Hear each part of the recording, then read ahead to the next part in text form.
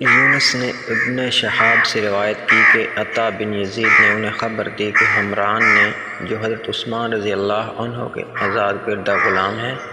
انہیں بتایا کہ حضرت عثمان رضی اللہ عنہ نے وضو کے لیے پانی منگوایا اور وضو کیا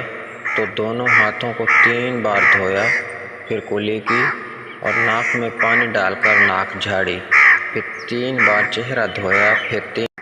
3 بار دایاں بازو کہنیوں تک دھویا، پھر اسی طرح بایاں بازو دھویا، پھر اپنے سر کا مسح کیا، پھر 3 بار اپنا دایاں پاؤں ٹخنے تک دھویا، پھر اسی طرح بایاں پاؤں دھویا، پھر کہا میں نے رسول اللہ صلی اللہ علیہ وآلہ وسلم کو دیکھا تھا کہ آپ نے اسی طرح وضو کیا جس طرح میں نے اب کیا ہے۔ پھر رسول اللہ صلی اللہ علیہ وآلہ وسلم نے فرمایا جس شخص نے میرے اس وضو کی طرح وضو کیا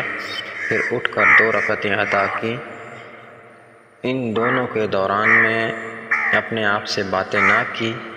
اس کے گزشتہ گناہ معاف کر دیے جائیں گے۔ ابن شہاب نے کہا ہمارے علماء تابعین کہا کرتے تھے کہ یہ کامل ترین وضو ہے جو کہ انسان نماز کے لیے کرتا ہے۔